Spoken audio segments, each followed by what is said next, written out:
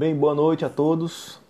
É, Agora acabei de entrar, certo? Acessar. Pois bem, esta semana nós vamos fazer uma pequena live. Tínhamos já alguns dias que não realizávamos nenhuma live, nenhuma conversa, nenhum bate-papo.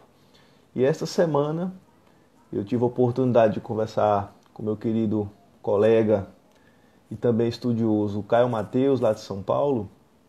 E nós tivemos uma boa conversa sobre hermenêutica, sobre interpretação bíblica, sobre várias coisas. E eu gostaria, né, de ter a oportunidade de conversar sobre isso um dia nas minhas lives ou no canal. E esta semana surgiu a oportunidade de batermos um papo, né? Fazemos uma mesa redonda, dar algumas dicas de bibliografia, passar algum conteúdo sobre essa temática. Então, eu quero saudar aqui Pastor Davidson, meu querido, tudo bom? Um grande abraço para você também, tá certo? Então, eu vou deixar que o próprio Caio possa se apresentar, tá certo? Eu vou convidá-lo para a conversa, mas eu vou saudar todos vocês. Então, de imediato, eu vou passar para vocês o seguinte: nós vamos trabalhar sobre três temáticas dentro de um contexto maior, né? Então, nós vamos trabalhar um pouco sobre linguagem, um pouco sobre hermenêutica, né, bíblica e um pouco sobre teologia bíblica.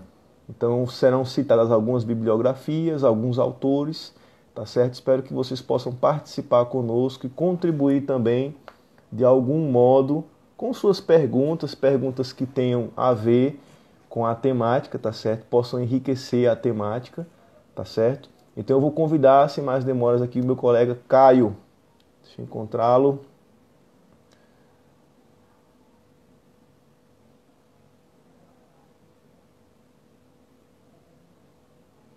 Só um momento aqui, tá, pessoal? Vou tentar adicionar a pessoa aqui. Caio, se você conseguir fazer o pedido, vê se você consegue fazer o pedido para mim.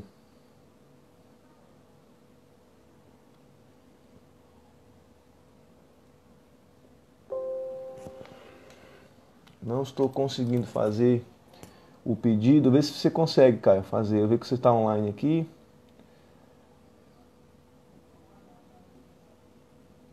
Pronto, faz o pedido para entrar. Eu não estou conseguindo fazer aqui.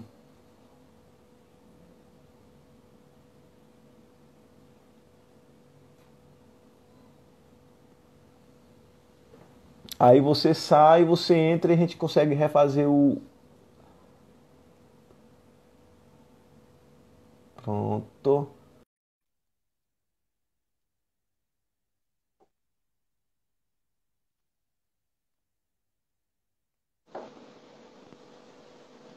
Aí, Ei, Caio, tudo bom? boa noite, tudo bem? Tudo bem, graças a Deus. Então eu queria deixar aqui o bem-vindo para você, dizer que é uma honra podemos fazer esse bate-papo, essa mesa redonda e trabalhar um tema tão interessante, né? Que é sobre linguagem, hermenêutica, Bíblia, teologia bíblica, interpretação. Então, eu não vou fazer muitas apresentações, não. Deixe que você fique à vontade para se apresentar, dizer o que você faz, o que você gosta de estudar, né? Uhum. Então, fique à vontade. Somos todos Bom, ouvidos e olhos para você.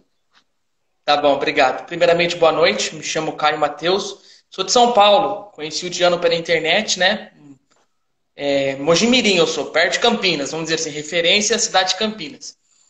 Eu sou formado em Direito, estou me formando em Direito, na verdade, né? Com essa pandemia a gente está tendo esses problemas de conclusão de curso, tudo, mas em si eu estou me formando em Direito e estou fazendo uma especialização paralela em Filosofia da Linguagem, ou Filosofia da Linguagem, Gramática, Semiótica, depende do tema.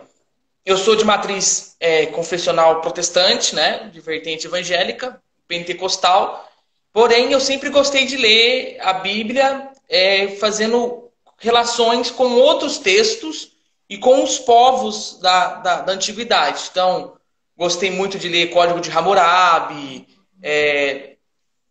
os livros dos egípcios, os faraós, as histórias. E eu fui vendo ao longo do tempo que muita coisa que Moisés escreveu, muita coisa que Josué escreveu, principalmente o Antigo Testamento, tinham vínculos com os povos paralelos, os cananeus, os mesopotâmios. Então hoje eu Uhum. trabalho com a área de filosofia, história da igreja e gramática no português. Então a minha área Uhum. hoje de atuação é nessa pegada, nessa direção. É estudar a Bíblia e os povos que fazem correlações. Eu não sou erudito em hebraico e grego, não é minha praia.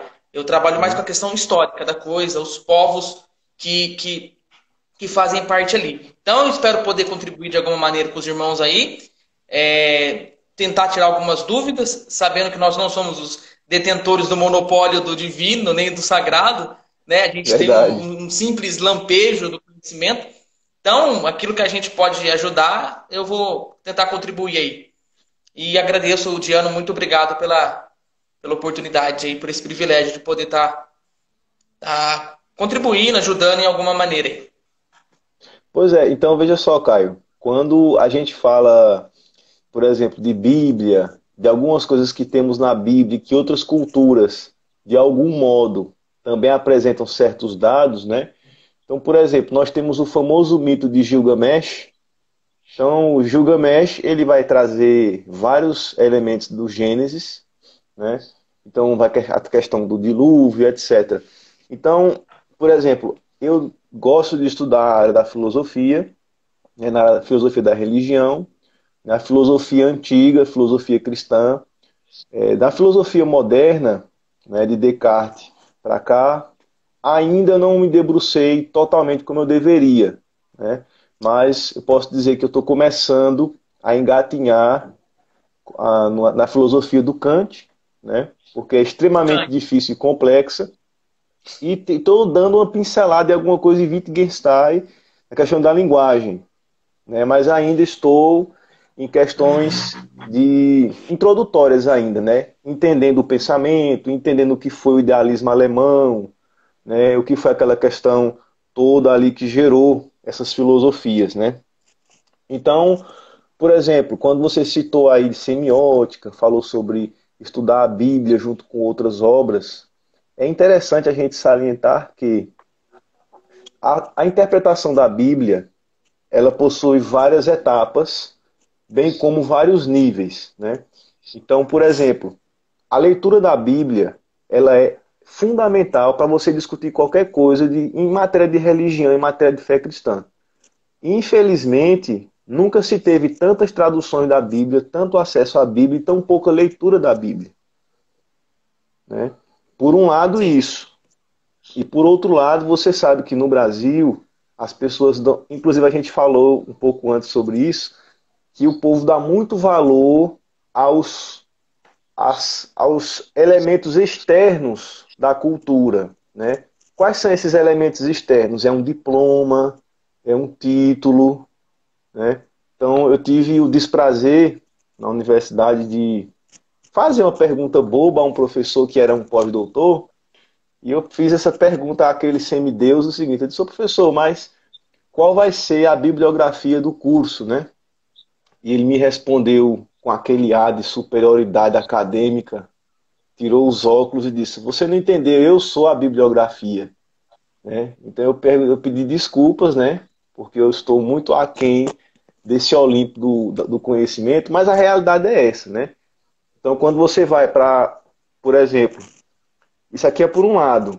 Por outro lado, você sabe que tem alguns pastores, alguns líderes que faz um cursinho de hebraico, de grego, né? Faz algum treinamento de pregar a palavra, por exemplo, e eles se acham semideuses também da hermenêutica bíblica, da interpretação bíblica, né? E quando você vai conversar com essas pessoas, acontece aquilo que acontece na literatura brasileira do Lima Barreto, né? Então, Lima Barreto escreve o seguinte: tinha um policial e a biblioteca dele era gigantesca. Aí duas mulheres observam a biblioteca dele e dizem assim, mas para que ele quer tanto livro se ele não é nem bacharel? Né? Então, é a realidade brasileira. Ou seja, por um lado, as pessoas não têm cultura, as pessoas não leem, mas elas estão fixadas nos títulos, nos diplomas. Aí quando você encontra uma pessoa que estuda, né, uma pessoa que lê, uma pessoa que se debruça nas temáticas, essas pessoas são envergonhadas, né? Então, não tem como falar de fé cristã com pessoas que não leram nem a Bíblia, não é isso? Da mesma forma que não tem como você falar com estudiosos da Bíblia, né, que dizem conhecer, pega uma palavrinha do grego, dá o significado de dicionário, mas essa pessoa não sabe os desdobramentos dessa palavra na época. Como é que o grego clássico encarava essa palavra? Como a cultura da época interpretava essa palavra? Qual era o contexto? Como surge? Né? E cai naquele velho erro que você sabe muito bem, que a gente chama de anacronismo. De dizer, por exemplo, que Paulo era machista. Né? Então, tipo assim, que Aristóteles era um defensor dos escravos, da cultura escravagista. Então, assim, são anacronismos imperdoáveis, né, que acontece na academia brasileira, você sabe disso, né, e as pessoas que estudam com seriedade, com humildade, e que não estão aí para demonstrar diplomas, estão pesquisando, né? Então, isso que você falou, eu vou deixar agora aberto para você, tá certo? E você vai contribuir com a gente de algum modo. E eu vou só ouvir você agora. Tá bom. Primeira coisa, quando a gente fala em textos, vamos dizer assim, de textos, você me perguntou sobre a questão de semiótica, né? Eu tenho um livro aqui, vou até mostrar já para caso alguém queira. Deixa eu só pegar ele aqui. Semiótica de Peirce. Acho que dá para ver aí, né? Eu Ó, estou vendo. Semiótica de Ótimo. Peirce, a editora Perspectiva. Você tem duas semióticas. Você tem a semiótica americana e a francesa. O que Uhum. que eu trato muito? Existe o quadrado semiótico, ou o quadrado de Grassmann. O que que é o Uhum. quadrado de Grassmann? É a chamada de sentido gerativo do texto. O que que é o sentido gerativo do texto? É a chamada de tríplice. É a primeira. Você tem o texto. Você tem o texto. Uhum. Segunda coisa, você vai analisar o enredo do texto. O que é analisar o enredo do texto? Se o texto é uma prosa, se o texto é um poema, se o texto ele é falando da própria pessoa ou a pessoa falando de outra. Vamos dar um exemplo Uhum. bíblico. Uhum. Lucas, ele escreve o Evangelho de Lucas, mas ele não conviveu com Jesus. Então ele fala Verdade. de uma outra pessoa, só que ele escrevendo dessa pessoa. Isso é o segundo Uhum. ponto da semiótica, do quadrado semiótico, que é o enredo. Não é o samba enredo do carnaval, tá? É o enredo. É se Tá. analisar Enredo. se é um diálogo, se é um monólogo, se tem muita dúvida. E o terceiro, aí que tá. O terceiro ponto é que as pessoas erram. O terceiro ponto é analisar qual é o sentido que ele quis dizer aquilo. Entendeu? Um exemplo. Eu quis tratar de um texto para contrapor um mito. Eu não estou dizendo Uhum. que eu concordo com o mito. Eu estou Uhum. contrapondo esse mito. Então, quando você tem a Bíblia, você tem que analisar. Você tem um texto aqui, pronto, a Bíblia. O que levou a pessoa a contrapor aquele mito? Vamos dar um exemplo bíblico. Você falou da epopeia de Gilgamesh, né? A epopeia de Uhum. Gilgamesh é um mito babilônico do quinto ou sétimo século. O que Perfeito. acontece na epopeia? Por aí, Gilgamesh. Gilgamesh, ele era rei de Uruk. Ele encontra com um gigante chamado Enkidu, aí os dois saem para a batalha. De repente, Gilgamesh encontra com um monstro que é chamado de Amubaba, se não me falha a memória. Aí eles matam a Amubaba, Gilgamesh e Enkidu. Que Gilgamesh é o rei e Enkidu é o seu, vamos dizer assim, sabe Don Quixote?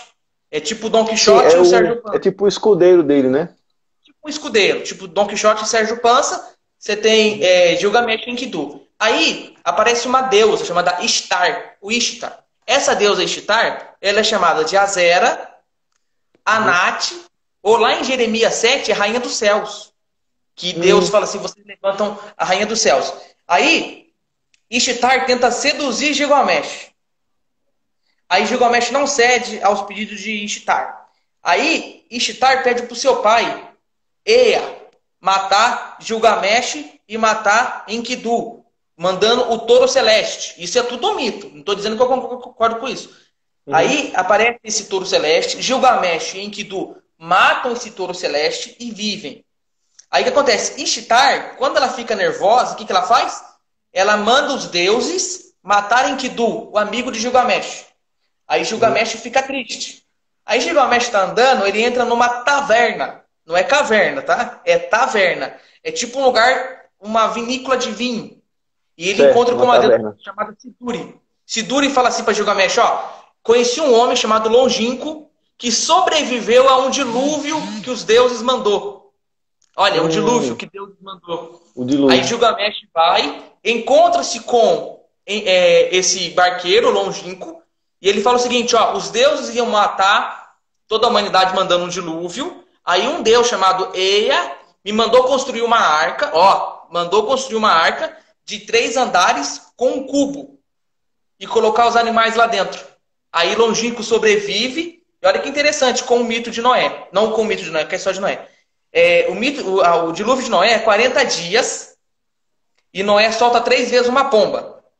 Na epopeia de Gilgamesh, Longínquo, ele só chove, acho que é 6 ou 7 dias, ele solta uma pomba, a pomba vai e volta. Solta uma andorinha, a andorinha vai e volta. Ele solta um corvo. Quando ele solta o corvo não volta mais. Olha que interessante.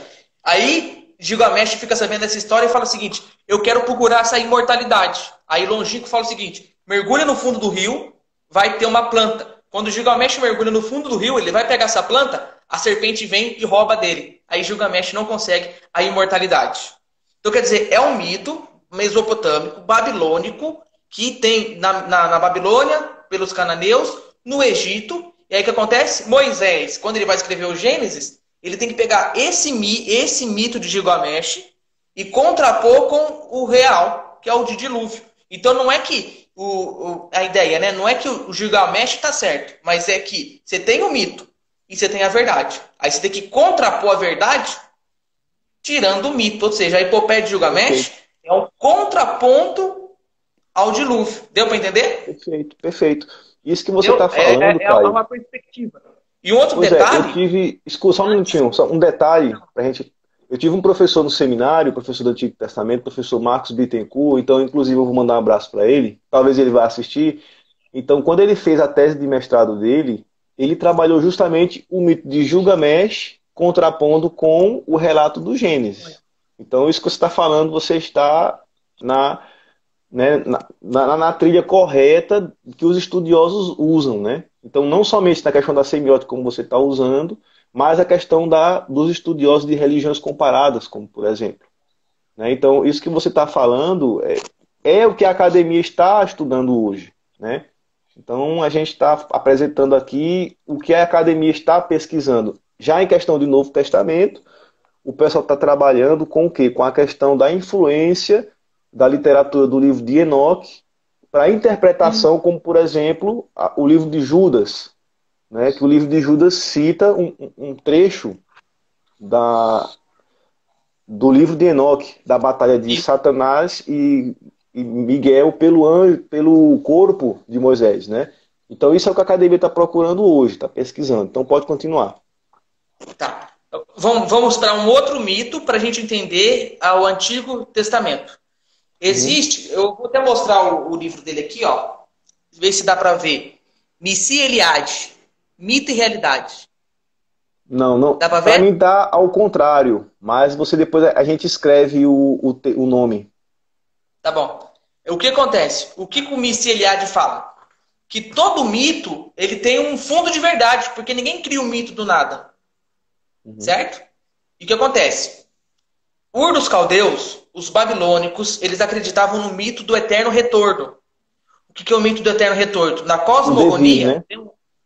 Enuma Elish, que é onde Marduk mata Tiamat, aí ele despedaça o corpo de Tiamat, aí o corpo de Tiamat divide em 2 lados, que aí um fica para o céu e outro para a terra.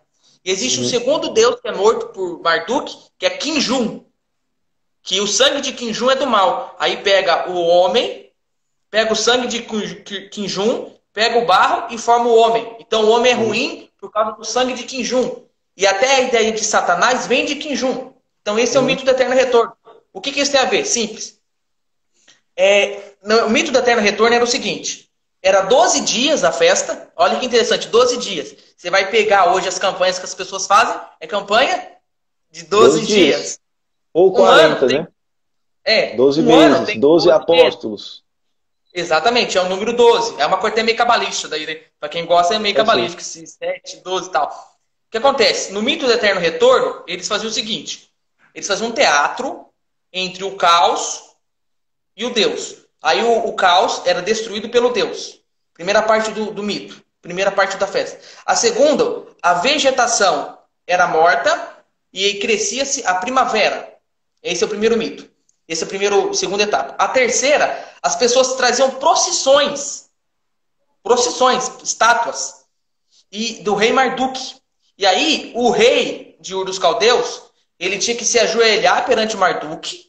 Aí o sumo sacerdote de Marduk vinha, batia na cara do rei, saía lágrimas do rei, pegava essas lágrimas do rei, levava para Marduk. Aí Marduk recebia essas lágrimas como se fosse um sacrifício. E Uhum. aí, quando ele pegava essas lágrimas, ele derramava uma tipo de uma bênção ou uma nova esperança para aquele povo. Então, o mito Uhum. do eterno retorno é essa perspectiva de que eu tenho que fazer sacrifícios para que Deus instaure um novo ano. Quando você chega no fim do ano, agora as pessoas pulam 7 ondinhas, elas oferecem sacrifícios, alguns se vestem de brancos. A gente não está dizendo que está errado, a gente só está fazendo um comparativo. E Uhum. aí, o que acontecia? Era esse ciclo. Então, todo ano acontecia isso. Era normal. Em Ur dos Caldeus, na Babilônia, pelos cananeus, o mito do eterno retorno. Um Deus que é cíclico. O que é um ciclo? É uma coisa que nunca muda. Se a faz todo dia. Aí Deus chama Abraão, em Gênesis 12, e fala assim, vai para uma terra que eu te mostrarei. Quer dizer, para Abraão, a ideia dele não é de um Deus que vai mostrar algo novo. Para Abraão, o Deus que ele tem, qual que é? O do mito do eterno retorno. Então é um Deus que é cíclico. Quando Abraão ouve de um Deus que não é cíclico e que vai levar ele para uma terra que ele nunca viu, aquilo é um choque para Abraão. Entendeu? Pois Então é. Então, o mito do eterno retorno está por trás. Um detalhe, sabe qual que era o animal que eles matavam no dia do mito do eterno retorno? Um cordeiro. Cordeiro. Perfeito. Veja só, essa questão de você estudar o mito. É porque quando você fala a palavra mito, hoje, ou o povo pensa que está falando de Bolsonaro, né? Ou o pessoal pensa que você está falando de uma mentira, né? Então, Não. ele está dizendo que a Bíblia é mitologia, é uma mentira. Porque, infelizmente, esse é o senso comum. Então, veja só, as culturas de antigamente, elas só sabiam se expressar através de uma linguagem. E qual era a linguagem que esse povo se expressava? A linguagem mítica, né? Sim. Era a única linguagem que eles tinham, que a questão é da epopeia, a questão da poética, a questão mítica, né? Então, só que o relato do Gênesis, vamos dizer assim, vamos estender até Josué, que é chamado de Hexateuco, né? Então, o relato justamente, então, o que o pessoal está querendo fazer ali é mostrar, gente, tudo isso que a mitologia de vocês prega, como por exemplo, o Deus Sol, a deusa Mãe Lua, né, o masculino e o feminino, os dias da semana, a questão da fertilidade, tudo isso daqui não passa de criação de Deus. Não existe divindade nessas coisas, porque só existe um Deus que criou todas as coisas. Então, como você falou, a linguagem do Hexateuco, Gênesis, Números, Êxodo, Levítico, Josué, Deuteronômio, é a linguagem, ele está combatendo o mito, utilizando a linguagem do mito. Então, eis Sim. a importância de você ler esse tipo de coisa, para você entender que o Antigo Testamento, por exemplo, os hebreus, como é que os hebreus eram conhecidos? Primeiro, como um povo que vinha da terra, além rio, no caso do rio Nilo, e era o povo que dividia os sacrifícios. Ou seja, você vai ver que Abraão ele dividia, ele esquartejava as oferendas, né, vamos dizer assim na linguagem popular brasileira, né, os sacrifícios, e passava por entre a questão do mar, você vê a questão do mar vermelho que se abre, né? Então tudo isso está naquela coisa. Aí quando você vai para a Grécia, você começa a ver que nos portos os povos começam a ter contato. Então cada um trazia sua religião, seu mito, e dali surge, não, peraí, qual é a religião correta? Então o ser humano passa da linguagem mítica, fantástica, para a linguagem filosófica, para poder buscar a linguagem científica, o tecnicismo, a tecnologia que a gente tem hoje. Então, só para a gente se situar, então, para você ver a importância de estudar esse tipo de coisa. Porque as pessoas pensam que tudo é assim, o cara acordou do nada e teve uma revelação supra-espiritual, o cara é um gênio. Não, a cultura está influenciando de algum modo também, né, o ambiente circunstante. E é isso que o intérprete da Bíblia precisa buscar. Mas por que foi dessa forma e não foi de outra forma? Né? Por que existe uma coisa e não um nada? Então, o pessoal pensa que as pessoas do passado eram pessoas ignorantes, né? E pessoas, assim, completamente da pedra. E quando você vai olhar, as pessoas sabiam por que estavam escrevendo, elas sabiam o que estava por detrás das coisas. Nós que temos, inclusive tem um pensador que eu esqueci o nome dele, que diz que o paganismo de hoje é um paganismo burro e cego. Porque as pessoas, por exemplo, vão atrás de signo, vão atrás de cabala, vão atrás de coisa mística, mas não sabe de onde vem, qual a origem. E o povo daquela época sabia. Percebe? Então, eis a importância do estudioso da Bíblia, do teólogo, do intérprete, ter esse tipo de cultura, né? E para essa cultura não com preconceito, dizer, ah, não, eu não vou ler isso porque isso é coisa do Satanás. Isso vai. Não, gente, a gente está falando de cultura, a gente está falando de pesquisa, pessoas que foram para as terras, para a Terra Santa, pesquisaram, se debruçam sobre essas coisas, e nós precisamos, com humildade, né, como dizia o Edgar Morin, aprender essas coisas. Porque se a gente consegue reconstruir o ambiente que gerou o texto, nós conseguimos saber o que é a mensagem de fato. E não colocar achismos, né? Não, Deus me falou que é assim, então... Peraí, mas e o contexto que surgiu o texto, né? Então, pode ficar à vontade, cara. Tem uma outra questão, um detalhe muito importante. Vamos assim, a gente vai tramitar por vários assuntos. Davi era um cara que sabia de mito. Ah, heresia? Não, simples. Os filisteus é chamado de o povo que vem do mar. E aí você Uhum. tem os hebreus. Aí o que acontece? Existe um mito cananeu que é o seguinte: você tem Baal, né, o deus da vegetação. Você tem Uhum. Anat, que é tipo irmã de Baal e mulher. E Baal, ele vence um deus, que é o Ian, que é o deus mar. E aí, você sabe que quando você vence um cara, vem o outro para querer derrubar você. Aí, Uhum. existe, quando Baal mata Ian, aparece Molt, que vai matar Baal. Porque Molt significa morte. E aí, Molt vai lá e mata Baal. Quando Molt mata Baal, toda a vegetação, não chovia, não florescia nada em Israel, o que acontece? Por que não chove em Israel? Porque Baal está morto. Elias fala isso no Monte Carmelo, né? Grita mais alto, pode ser que Baal esteja dormindo, fala até da É. ideia que não vai chover. Aí a Nath, olha que interessante, a Nath, a esposa e irmã de Baal, mata Molt, mas antes de matar Molt, sabe o que ela fala para Molt? Fala o seguinte, ó, eu vou te matar, vou te despedaçar e vou entregar o seu corpo para as aves do céu. Nossa, é um mito, simples. Mas quando Davi vai encontrar Golias, ele fala para Golias o seguinte, eu vou te matar e vou te entregar para as aves do Do céu. céu. Ele usa o Então, quer mesmo dizer, mito dos cananeus contra Golias. Perfeito. exatamente. Agora, se ele não soubesse desse mito, como que poderia falar? Então, Davi sabia do mito. Entendeu? Perfeito.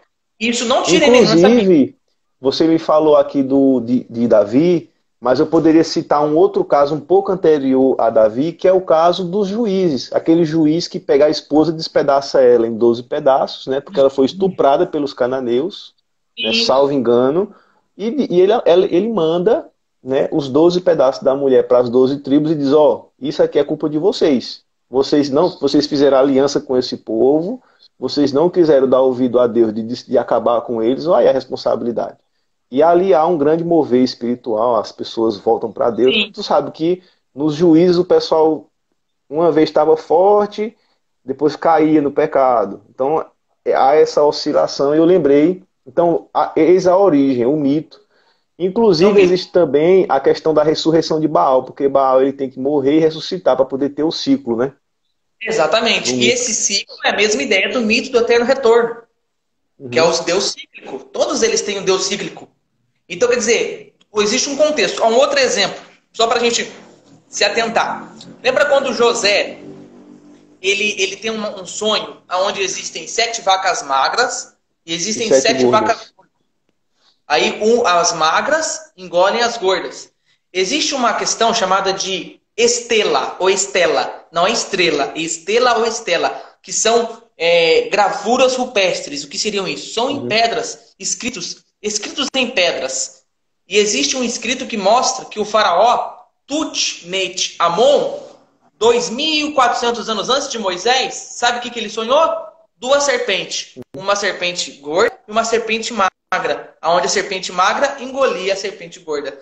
Quando você vai para José, é o mesmo sonho. Só que muda o quê? Que um é de vaca magra e o outro é de vaca gorda. Mas o contexto em si é o mesmo. E é em Gênesis. Perfeito. Entendeu? Um outro exemplo. Isso aqui não é mito, mas era um costume. Lembra quando Raquel, ela pega os anjos, ela pega os ídolos e coloca na bolsa de Jacó? Aí o pai dela, Labão, fala o seguinte: por que você fez isso? Aquilo ali é chamado de ídolos de casa. É chamado de terafins. Eu até mostro o livro depois que fala disso. Verdade. Eu nem lembrava mais dessa nomenclatura. Perfeito. Eu vi isso na época que eu estudei o Antigo Testamento no seminário. Esse livro aqui, ó, Os Deus dos Semitas, fala disso. Perfeito.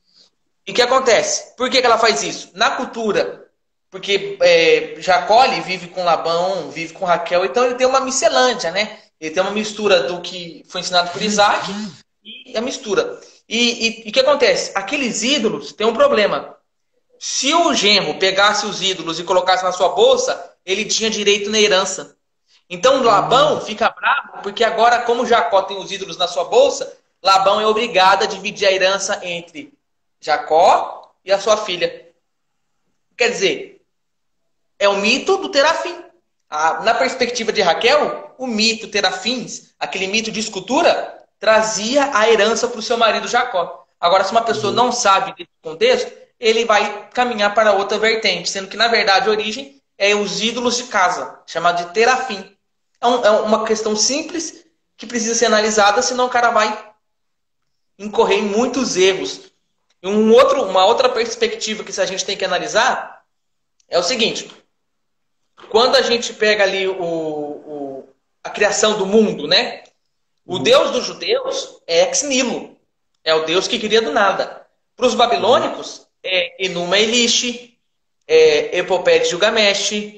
Então, quer dizer, todos os outros povos têm é chamada de cosmogonia. Todos os outros povos, eles têm uma visão de criação do mundo. E aí você tem que colocar a visão de criação do mundo correta.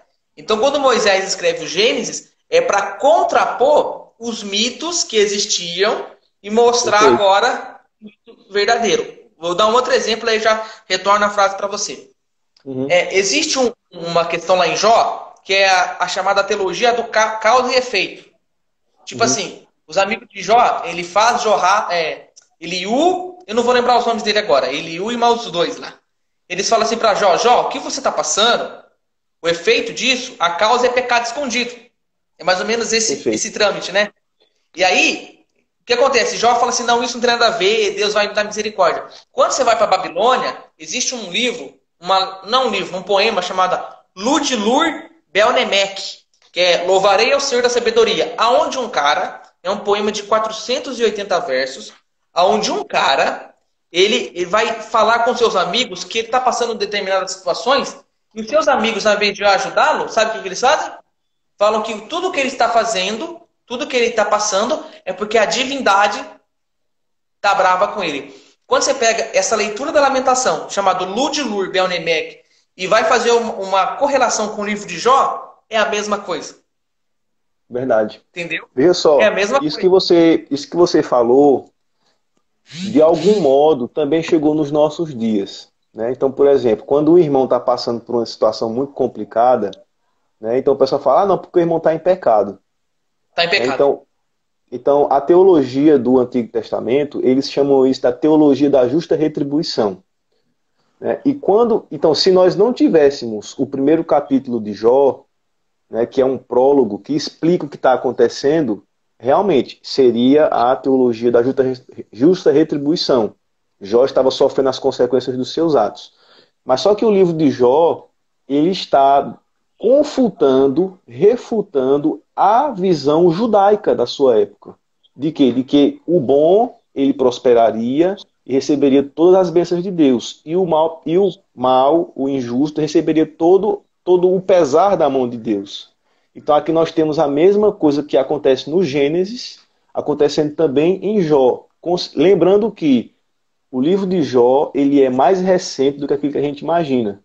Né? Inclusive, a gente teve uma briga no seminário, porque, assim, acredita-se que o livro de Jó é um livro bem antigo, próximo da escritura dos 5 primeiros. Só que, por exemplo, quando nós vamos analisar o original de Jó, ele usa palavras do hebraico mais recente. O hebraico influenciado já pelo aramaico do cativeiro. Então, assim, o livro de Jó é um livro mais próximo do cativeiro babilônico, porém que está tratando de um período lá atrás. Percebe? E outra coisa interessante que você falou dos nomes dos faraós, é que, por exemplo, o nome de Moisés não é um nome judaico. A gente usa o nome Moshe, é um nome egípcio. Por exemplo, nós pegamos a palavra Ramsés, é filho de Ra. Tutmoses, filho de Tote, né? Ou Tete. E Moses, ou seja, é a palavra para filho, então era filho de algum deus do Egito. Então Moisés tira, justamente, então ele tira esse deus, filho de, e fica só Moisés. Aí o hebraico vai traduzir isso como o resgatado, né? Ou tirado das águas. Perfeito. Então Moisés também tinha um nome egípcio, né? Então, por exemplo, Moisés, na lei judaica, ele estabelece certas coisas que os escravos não poderiam fazer. Como, por exemplo, os egípcios, eles tinham o costume da circuncisão, né? Então, os egípcios, a classe sacerdotal, a classe real, eles se circuncidavam. Então, quando Deus estabelece a lei através de Moisés, então Moisés também coloca um costume da elite, um costume de saúde da elite egípcia, coloca no povo, né? Ou seja, para um povo escravo. Então, eles recebem benefícios de uma classe, de uma casta que seria muito superior a deles. Percebe? Então, quando você vai lendo esse tipo de conteúdo, você percebe a riqueza do texto bíblico. Você percebe que o texto bíblico não é aquele marasmo, não é aquela coisa que as pessoas acreditam, né? Então, quando você se enriquece com essa cultura, você percebe que a Bíblia ela é muito mais daquilo que a gente tem aprendido na EBD, por exemplo, né? Então, a Bíblia ela é palavra de Deus, mas é palavra de Deus que ao mesmo tempo refuta a ideia equivocada do ser humano a respeito do próprio Deus. Então veja que riqueza que a gente tem diante desse conhecimento, né? E as possibilidades de dialogar com várias coisas, né? Então a possibilidade de você apresentar a palavra de Deus como realmente ela é de fato, que é uma coisa viva e eficaz, né? E muitas vezes você sabe que o texto do Antigo Testamento é utilizado como se fosse uma caixinha de promessa. Então a pessoa diz, não, eu quero receber uma bênção. Aí pega a Bíblia, fecha o olho e abre assim. E não é somente por aí, né? Então existe um motivo. A teologia vai chamar a forma de você produzir um texto, de você entender um texto. É um termo alemão. Eu não falo alemão, né? Mas é um termo alemão chamado de Sitzleben, né?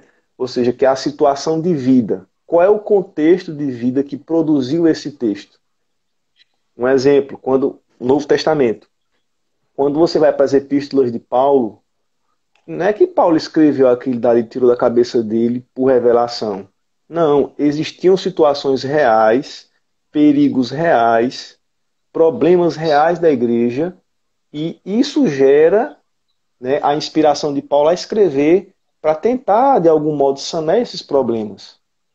Então veja como é importante você estudar o que estava acontecendo naquela época. Uma outra coisa, quando nós fechamos o Antigo Testamento, nós temos um mundo. Quando nós abrimos o Novo Testamento, nós temos ali um intervalo do Império Persa, o Império grego, né, a dominação alexandrina. nós temos o período dos Macabeus, né? Aí só aí nós temos o Novo Testamento, o mundo onde Jesus Cristo nasce, o Império Romano. Então, nesse período surgiram as seitas judaicas, surgiu o messianismo judaico, surge o misticismo judaico, né? Todas as demais seitas, a organização política e social. Então, se você não tem esses conhecimentos, se você não lê, você não vai entender certas coisas que estão acontecendo ali no Novo Testamento, né? Por que, um exemplo, por que Mateus dá uma genealogia e Lucas dá outra genealogia completamente diferente? Né? Simples, porque Mateus está dizendo a genealogia de José e Lucas a genealogia de Maria. Então, assim, os dois eram primos, né? Então, mas você não vai entender isso se você não estudar esse pessoal que está lendo, que está se debruçando, né? Se você considerar que a letra mata e o espírito vivifica. Você sabe que existe esse ranço no nosso meio, né? Então, aí você fala, mas irmão, não é assim. Não, mas Deus me revelou que é assim. Então, pronto, quem sou eu para falar alguma coisa para você? Se Deus revelou para você, eu fico calado. Então, eu me recolho a minha insignificância, né? E vamos prosseguir. Um detalhe que você falou do Evangelho de Lucas e de Mateus, que eu vou tratar assim com a área de linguagem. Eu tenho um escritor aqui, eu vou até pegar o livro dele, só um minuto. Acho que dá para ver aqui, ó. Norton Fry, Anatomia da Crítica. Anatomia da Crítica, perfeito. Norton Fry. Ele fala um negócio, e não só ele, mas muitos, que é chamado de o seguinte. Eu vou dizer um termo aqui, ele é técnico, mas eu vou tentar sintetizar ele o máximo que eu posso. É o seguinte, existe o termo chamado paradigmático. Parece até língua estranha, né? Para quem é pentecostal. O que é o paradigmático? É o seguinte, o paradigmático é quando você vai escolher as palavras corretas que você vai colocar no texto. Entendeu? Então, vamos dar um exemplo. Você quer escrever um negócio no WhatsApp, só que é muito difícil, o que você faz? Manda um áudio. Certo? Perfeito. O paradigmático é você escolher as palavras. O sintagmático é você colocar a ordem das palavras. Entendeu? Seria com sintaxe, né? Porque assim, ó, o paradigmático é a escolha. O sintagmático é a ordem. Eu vou dar um exemplo. Você vai no restaurante, você tem lá um menu de opções. Então, eu vou escolher 5 itens do menu. Isso é paradigmático, eu escolhi os itens. O sintagmático, eu vou escolher a ordem que eles vão vir. Então, o que acontece? Tem que analisar o sintagmático, ou seja, as palavras que vão em ordem, e o paradigmático, as palavras que eu vou escolher para colocar no texto. Se o cara entender isso, ele consegue captar por que Lucas escreve uma coisa, por que Mateus escreve outra, por que Marcos escreve outra. Ele vai conseguir entender as ordens das palavras. Um outro detalhe importante para ter uma interpretação de um texto. Existe a chamada de vozes. O que são isso? Você tem a voz intradiegética, extradiegética e metadiegética. Vou explicar. Extradiegética é o seguinte, vou dar um exemplo entre eu e você. O extradiegético é o seguinte, é quando o cara escreve sobre alguém porque ele ouviu dessa própria pessoa, ou de alguém que conviveu com ela. Então, vou dar um exemplo. Você vai contar para mim a história da sua mãe. Eu não conheço sua mãe. Você conhece. Então, você vai contar a história dela, que você conhece. E eu vou escrever. Eu sou, no caso, um extradiegético. Porque eu estou escrevendo de um terceiro. Deu para entender? Entendi. É Lucas. Lucas, ele escreve sobre a crucificação, sobre multiplicação, sobre a parábola do filho pródigo, sem Lucas ter convivido com Jesus. Então, Lucas é um escritor extradiegético. O intradiegético é quando eu vou escrever de mim na história, ou de que eu convivi. Tipo assim, João, ele é intradiegético. Por que ele é intradiegético? Porque ele andou com Jesus. Mateus é intradiegético. Por quê? Porque ele andou com Jesus. E isso é intradiegético, porque vem de intra, entendeu? Estar dentro, estar próximo. E o metadiegético é quando eu escrevo acerca de alguém e nessa escrita eu cito uma outra pessoa. Entendi. Então, dá um exemplo. O Lucas, ele está escrevendo sobre Jesus, de repente ele para, ele cita Caifás, Anás, cita pessoas de fora do texto. Então, ele coloca alguém no texto. Então, isso é intra meta e extra-diegético. E Quando eu leio um texto, exegético. egético, é diegético. Quando eu leio um texto e eu vejo isso, eu consigo entender. Esse é intradiegético, extra-diegético ou meta-diegético. Eu tenho que analisar isso. Então, quando eu olho um texto, eu tenho que olhar e falar assim, mas peraí, esse texto aqui, quem escreveu? Quando escreveu? Tem um professor da Metodista de São Paulo chamado Paulo Nogueira. Ele falou um negócio sobre Shakespeare que causou um pouco de barulho, mas é interessante o que ele falou. Ele falou assim que Shakespeare, ele foi bom para a época dele. Ele foi, quer dizer, Shakespeare, ele é bom para nossa época. Na época de Shakespeare, ele não era tão bom. Ah, entendi. Porque pelo processo, pela compreensão, você começa a entender. É Exatamente. aquilo que Então, o autor ele está à frente do seu tempo, né? exatamente. Imagina Moisés falando de uma coisa do futuro, aí o povo fica assustado. Então, quer dizer, Shakespeare e tantos outros, eles são bons para nós hoje, que o texto está pronto, terminado, redigido. Para a época deles, eles não eram. Tanto que alguns livros não foram publicados exatamente por causa do conteúdo não parecer ser muito bom. Então, quando eu vejo o intradiegético, o extradiegético e o metadiegético, meu irmão, eu consigo fazer a interpretação do texto. Existe uma outra questão agora de linguagem também. Existe a questão sincrônica e diacrônica. O que é a questão sincrônica e diacrônica? Sincrônica, eu vou estudar a língua naquele tempo. Então, eu vou estudar o grego no período koiné. A diacrônica, eu vou estudar o grego em desenvolvimento. Perfeito. Então, se eu sou um cara que estuda o grego koiné, eu estudo sincrônico. Só aquilo ali. Sincronicamente. Só aquele período. Agora, se eu sou um grego diacrônico, eu vou estudar o grego desde a época do koiné, antes do koiné, o texto bizantino e o grego em desenvolvimento. Então, às vezes o cara fala assim, nossa, é fácil interpretar um texto, né? É simples interpretar o texto. Se você tiver um olhar técnico, você leva horas para interpretar um texto. Para você interpretar 3 versículos, às vezes você vai levar horas. Se você for fazer uma leitura acadêmica mais centrada. Então, esses detalhes, é lógico que não dá para a gente contar tudo, mas esses detalhes, eles são importantes numa leitura. Eles são muito importantes dentro dessa leitura. O Paulo Nogueira, ele escreveu um livro chamado Apocrisividade. O que ele fala no livro dele? Que quando os caras, assim, hoje nós temos um Novo Testamento pronto, mas quem escreveu o Novo Testamento tinha o que na mão? Ele vai fazer essa correlação.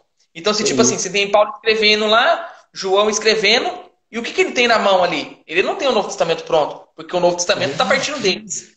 Então, é uma ideia legal também. Se a pessoa tiver essa noção, meu irmão, ela consegue interpretar o texto. Isso tira muita heresia pregada nos púlpitos, isso tira muita dogmatização de texto que não existe. Um exemplo, na Grécia Antiga, existiam 2 escolas. A escola dogmática e a escola zetética. A escola dogmática é aquela que diz o seguinte, ó, esse é o fundamento. Tá. A zetética é aquela que vai questionar o fundamento. Então você vai falar para mim o seguinte, ó, dá só um exemplo. Eu acredito na Trindade. Então, é um fundamento para você. Aí eu falo assim, não, mas eu quero saber da onde originou-se esse fundamento. Então, às vezes a gente pega um texto e fala assim, isso aqui é doutrina. Mas a gente tem que analisar se que quando Paulo disse aquilo, se realmente era doutrina. Entendeu? É a questão. Entendi. Você perguntar a origem, a fonte, o foco. É o que a Idade Média fez. É voltar às origens do texto. E não pegar o texto propriamente pronto. É o que é chamado de história. A história ela parte desse princípio. Então a gente tem que analisar esses textos também. Pronto, olha só, isso que você falou, veja só, agora eu vou falar também como educador. Eu tive experiência na escola, então veja só, na minha época de escola, eu não peguei época de palmatória, mas eu tive professoras que vieram do tempo da palmatória e que pararam da palmatória antes de aposentar. Então, como era o ensino de linguagem na minha época? Você aprendia as palavras, você fazia ditado, você escrevia palavras, né? Você era vituperado publicamente porque você era chamado para escrever exceção no quadro e você errava, você era considerado burro por todo mundo. Então eu peguei essa época de ensino. Qual é a vantagem dessa época? Você aprendia a construir a palavra, você aprendia fonemas, você aprendia a estrutura frasal, você aprendia a estrutura sintética, né, sintática, você aprendia a fazer a coisa. Depois que colocaram essa porcaria de construtivismo na educação, que vem lá para o Maria Ferreiro, vem para o Piaget, depois colocar essa droga na educação básica. Então, tipo assim, a criança ela tem que aprender de forma mágica o que é uma palavra, né? De forma mágica, que tipo assim, pô, a caneta, né? O que é caneta? Então ele vai dar significados à caneta, vai aprender esse coisa. E na nossa época nós aprendíamos a construir a coisa, pouco a pouco, porque língua, a base da língua não é a palavra, a base da língua são os fonemas, né? Então você desenvolveu uma estrutura, uma percepção muito mais aguda, né? Então, por exemplo, você pegava livros, você lia esses livros, você aprendia a fazer um poema, aprendia a fazer uma carta, aprendia a fazer uma crítica, uma resenha, uma narrativa. As crianças hoje em dia não aprendem mais isso, elas aprendem a fazer um texto para o Enem, ou seja, um texto argumentativo, dissertativo. É isso que se aprende na escola de hoje. A pessoa não aprende mais outras variedades de texto, outras variedades linguísticas.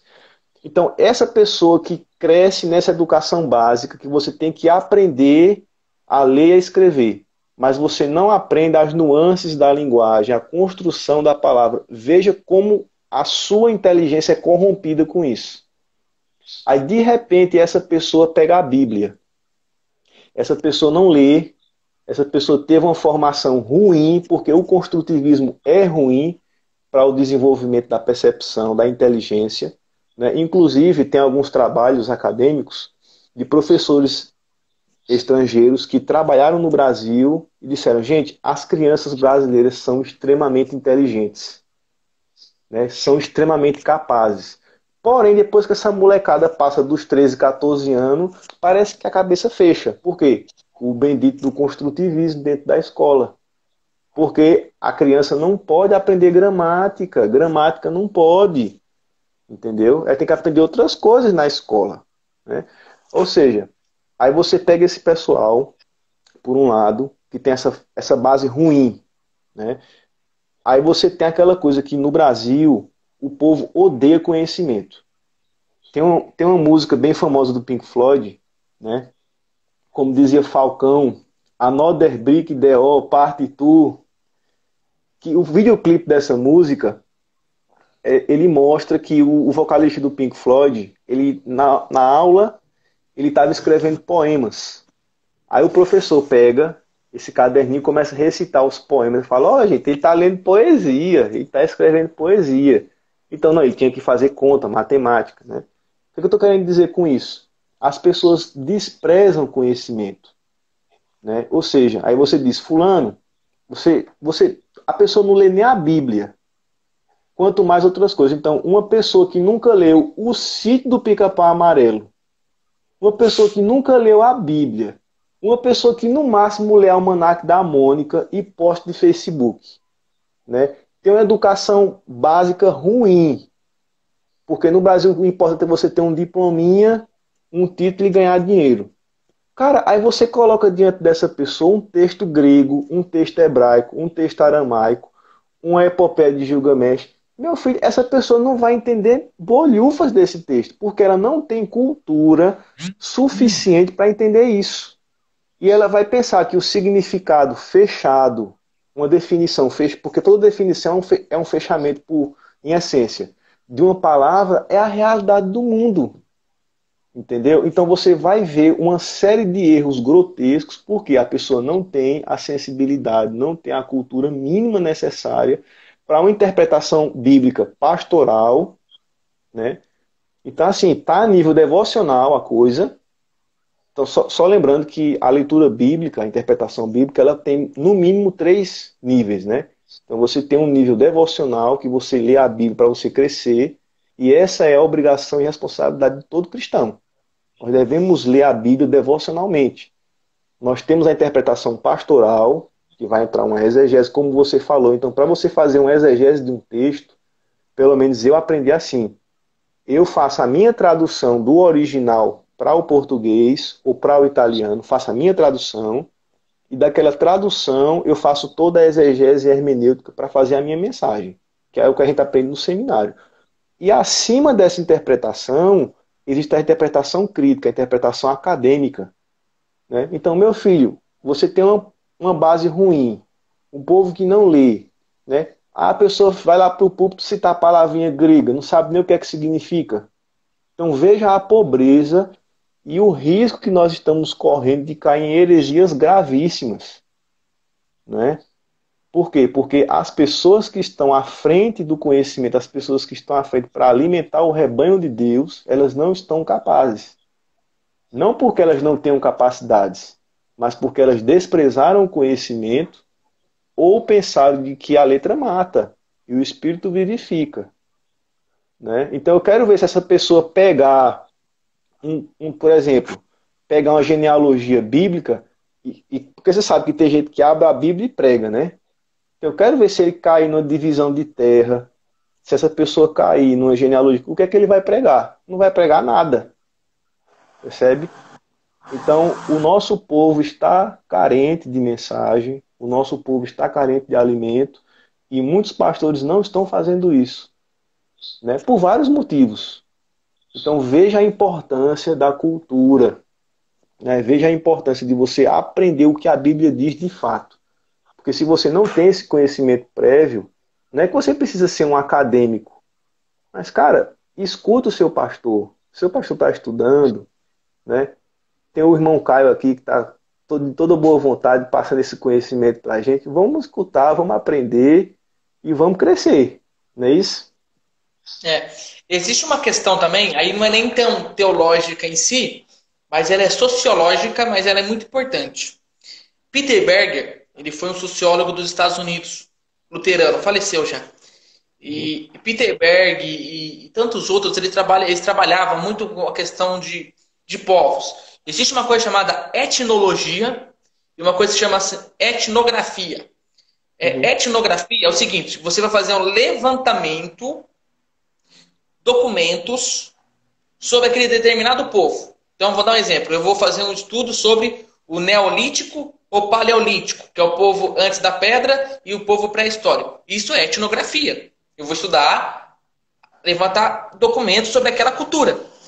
Etnologia é o seguinte, eu vou analisar como que várias culturas se desenvolveram no mesmo tempo daquela. Então, vou dar um exemplo. Etnografia sobre o povo cananeu. Eu vou levantar documentos sobre o povo cananeu.